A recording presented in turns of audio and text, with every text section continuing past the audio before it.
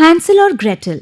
एक घने जंगल के बाहर एक गरीब लकड़हारा रहता था। उसके 2 बच्चे थे। लड़के का नाम था हैंसल और लड़की का ग्रेटल। वो इतने गरीब थे कि उनकी सौतेली माँ ने सोचा कि 2 बच्चों को संभालना मुश्किल है, इसलिए उन्हें जंगल में छोड़ दिया जाए। कल सुबह हम दोनों बच्चों को जंगल में छोड़ देंगे, फिर हम दोनों को थोड़ा तो खाने को मिलेगा। नहीं, ये मैं नहीं कर सकता। अगर तुमने ये नहीं किया तो जल्द ही हम सब मर जाएंगे। अपने माता पिता की बातें बच्चों ने सुनी। हैंसल ने एक योजना बनाई। वो बाहर गया और कुछ सफेद पत्थर लेकर आया। दूसरे दिन सुबह सुबह वो लकड़हारा उन दोनों को लेकर जंगल गया। जंगल के रास्ते पर हैंसल कुछ पत्थर अपनी जेब से फेंकता गया। बच्चों, तुम यही रहना। हाँ, मैं तुम्हें थोड़ी देर में यहाँ आकर ले जाऊंगा। हैंसल और ग्रेटल गहरी नींद सो गए। जब उनकी नींद खुली तो उन्होंने देखा कि घनी रात हो चुकी थी और पूरा चांद दिख रहा था। हैंसल ने अपनी छोटी बहन के साथ फेंके हुए सफेद पत्थरों के सहारे रास्ता खोजना शुरू किया। वो सफेद पत्थर चांद की रोशनी में चमक रहे थे और उन्हें घर का रास्ता दिखा रहे थे।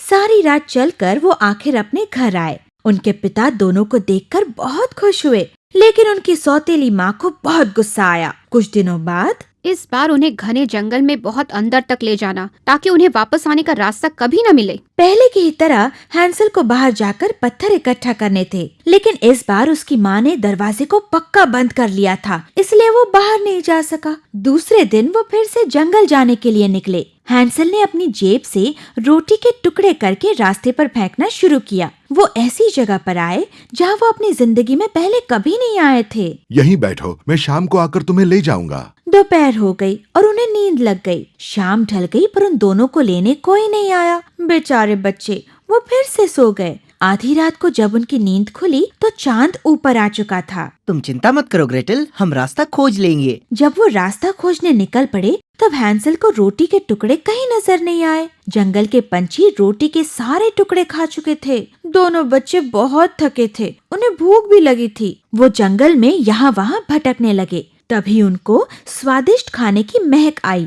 उस महक को खोजते हुए वो एक छोटे से घर के पास पहुँचे। वो घर तो केक का बना हुआ था और उसकी खिड़कियाँ टॉफी से। वो सब देखकर बच्चों को बहुत आनंद हुआ। उन्होंने केक खाना शुरू किया। अचानक दरवाजा खुला और एक बूढ़ी औरत बाहर आई। अरे बच्चों, यहाँ क्या कर रहे हो? अंदर आ जाओ।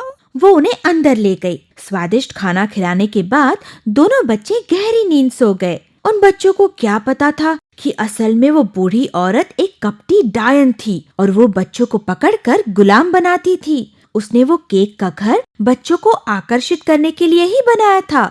बच्चों को अपने जाल में फंसाकर वो उन्हें मार डालती थी। अगले दिन जब ग्रेटल जाग गई तो उसने देखा कि वो वहाँ अकेली है। चलो उठो आलसी लड़की, चलो अपने भाई के लिए खाना बनाओ। उसे हमें बहुत मोटा बनाना है। जब वो गोल मटोल हो जाएगा तब मैं उसे खा जाऊंगी। कहाँ है मेरा भाई? मैंने उसे नीचे तय खाने में बंद करके रखा है। मेरे भाई को बचाने के लिए मैं कुछ भी करूँगी। वो उस कमरे के पास गई जहाँ हैंसल को बंदी बना के रखा था। हैंसल, ये हड्डी रखो और जब वो डायन तुम्हें अपनी उंगलियां दिखाने के लिए कहेगी, ये हड्डी उसे दिखाना। उसके बाद हर दिन सुबह वो डायन उस कमरे में हैंसल से मिलने जाती थी और उसे अपनी उंगलियां बाहर निकालने के लिए कहती थी। लेकिन होशियार हैंसल हर वक्त वो पतली हड्डी डायन को दिखाता था। डायन की आंखें तो बहुत ही कमजोर थी, इसलिए वो ठीक तरह देख नहीं पाती थी कि वो हैंसल की उंगली है या हड्डी। ऐसे ही दिन बीतते गए और डायन बहुत ही उतावली हो गई। एक दिन,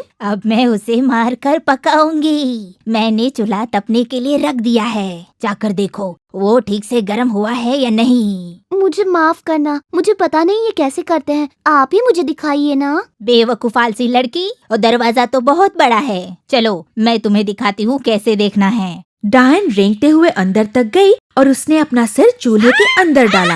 ग्रेटल ने उसे पीछे से जोर से धक्का दिया और चूल्हे का दरवाजा बंद किया। वो डायन चूल्हे के अंदर जलकर मर गई। ग्रेटल अब दौड़कर हैंसल के पास गई और उसे आजाद किया। हैंसल, वो दुष्ट डायन मर गई। वो दोनों उस डायन के कमरे में गए। उन्होंने देखा कि वहाँ बहुत सारी पेटियां भरकर गहने और जवाहरात थे। उन्होंने वो सारे इकट्ठा कर लिए और जंगल की ओर चल पड़े। इस बार उन्हें जंगल जाना पहचाना सा लग रहा था। दूर से उन्होंने देखा वो तो उनका ही घर था। वो दौड़कर अपने घर गए और खुशी से अपने पिता के गले लगे। ओह मेरे बच्चों, मुझे तुम्हारी बहुत याद आ रही थी। हमें भी आपकी बहुत याद आ रही थी पिताजी। उन बच्चों ने सारे गहने और जवाहरात उस लकड़हारे को दे दिए। उन्हें देखकर लकड़हारा बहुत खुश हो गया और उसके बाद वे सारे खुशी से अपना जीवन बिताने लगे।